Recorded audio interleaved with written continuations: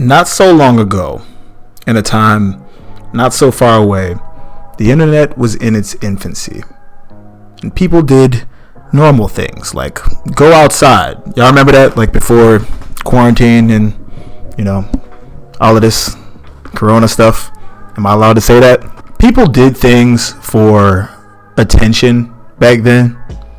They would dress a certain way, whatever else. But it was never to the same magnitude as today's average internet user. You see, somewhere along this timeline, clout and attention became a form of currency. A currency to be cashed in by rappers and e-thoughts and entertainers, fitness influencers, politicians, pastors, inmates. Hell, your mama probably even cashed in a bit if you're young enough. But today's video and my question is not about how, but why. Why do we chase the clout? I mean, after all, we kind of already know how we got here, right? I mean, social media grew and the mainstream is dying. And I mean, people's goals have gone from wanting, a Grammy or an Oscar and $1 million to, a little bit of clout, some attention, and 1 million followers and a blue check. But in order to answer why, we have to first go to where it all began. Not MySpace, not YouTube, not even Facebook. No, ladies and gentlemen, we're going to be going over to Instagram. Instagram gave people a platform to do what they already were doing on Facebook. I mean, you could talk about whatever it is you wanted to talk about, tell people what was happening in your life, and try to get them interested in any of that. However, there was a catch. It would be only through photographs. Only through pictures. They say a picture's worth 1,000 words, but if it were based on today's market, it'd probably be over 1,000 likes. As the site grew, people could become verified, and so too did the public's lust for attention, and many did all that they possibly could to sip from that mighty clout chalice. Daddy Longneck looked strange. That dude Patty poured lemon juice in his eyes, and Boonk Gang engaged in a whole lot of gang shit, and so on and so forth. As time went by, others began to follow suit, seeing that they could, capitalize on the public's growing need to feel important. Twitter had already existed at the time, but they kind of took a turn for the worse when people realized that they could just gain attention by just saying really dumb things or just really left field takes. Twitch became a site where you could see TNA. Oh, and there's people playing video games and shit. OnlyFans users getting controversy after controversy after controversy, hoping to be the next one spotlighted for the clout. And then came the final frontier.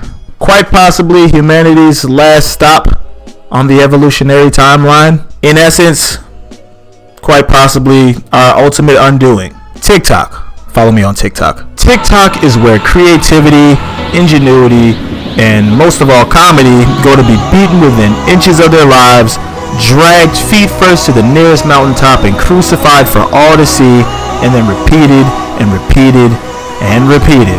It's also where clout chasing reached peak levels of ignorance. Whether you're licking toilet seats, harassing people, fighting your neighbor, killing your neighbor, embarrassing yourself, demeaning yourself, killing animals, it's where humanity goes to question its own existence. And it's doing great. All of these sites have one thing in common. The clout chasing has never been higher. Call it people being home for quarantine or just people, just losing their minds. It can no longer be understated. We will do anything for the clout. But why? Well, the truth is that while priorities changed online, so did the ones in real life. Who cares about if you have a home to live in? I mean, is your ass fat? shake it. Alright, I'll give you some likes and some compliments to boost your self-esteem, and I'll give you a little bit of money.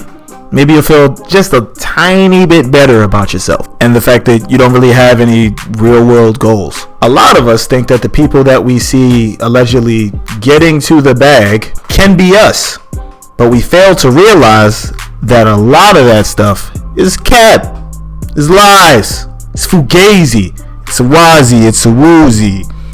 Y'all like that movie? The IG model doesn't look like even one of her photos. Hell, even her no makeup challenge still has makeup. The $1 million rapper you follow is a glorified slave making music he hates or sometimes likes that the label loves, because while it keeps them richer and makes the artist a few pennies, it also zombifies generations, creating more rappers for them to prey upon. That same rapper, as well as all of his peers, is draped in fake glass chains, wants you to believe the Airbnb is his home, and is in debt up to his eyeballs because although the music videos would state he's poppin', his streaming numbers and ticket sales can barely break 10K. And let's not even talk about their deal. The fitness influencer is taking every kind of drug they possibly can to get shredded and telling you that you can look like them too if you buy a bunch of pointless supplements in their new routine video. The ethot is begging the simp for money, showing him just enough to get him to believe she's not simply an average run-of-the-mill dime-a-dozen chick that farts hot Cheeto dust. I'm saying it's all lies, ladies and gents. It's all lies, and it's all for the clout. And the truth is, these people don't like themselves. They may have at one point in time, but they found the internet. And generally the message is, if you don't have a whole lot of money or a whole lot of followers, I mean, you kind of aren't worth a damn, right? You see, it's kind of like the Matrix. You don't see the flaws in the simulation until you make the decision to. But as long as you remain plugged in, you will never see that you're actually capable of something completely different. Now, I know some of you will see this and believe that this is just a hit piece on the internet or internet culture or Gen Z or whoever else. But I have a question for you. Those of you that are saying that, how happy are you? Do you enjoy putting on a face to wear every day? Lying to everyone that you know so that people that you don't know will validate you? Lowering yourself to do things that you know are against who you actually are, just for the clout, for the likes, the attention, a few bucks and some clothes? What about your real world goals?